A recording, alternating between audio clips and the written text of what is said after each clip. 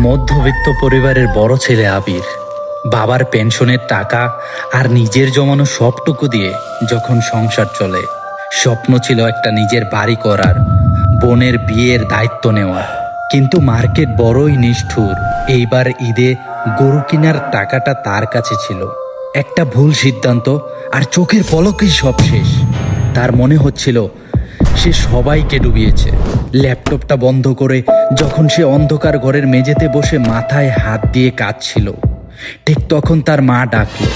সে কেঁপে উঠল। বাবা, অনেক হয়েছে, খেয়ে নে। তোর শরীরটা ঠিক থাকলে আমাদের সব থাকবে। আমরা তোর পাশে আছি। চোখের জলটা মুছে আবির বুক ভরে একটা শ্বাস নিল। সে বুঝল মার্কেট হয়তো তার টাকা কেড়ে নিয়েছে, কিন্তু তার ভেতরের লড়াই করার ক্ষমতাটা কেড়ে নিতে পারেনি। কাল থেকে সে আবার নতুন করে শিখবে, ছোট ছোট পদক্ষেপে এগোবে।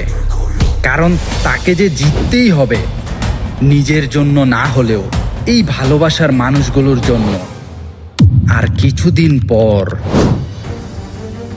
ট্রেডিং এর গ্রাফে ওঠানামা থাকবেই, কিন্তু জীবনের সবচেয়ে বড় ইনভেস্টমেন্ট হচ্ছে নিজের প্রতি আত্মবিশ্বাস রাখা। লস সেটা থাকবেই, কিন্তু ঘুরে দাঁড়ানোর জেদটাই আসল। So never give up.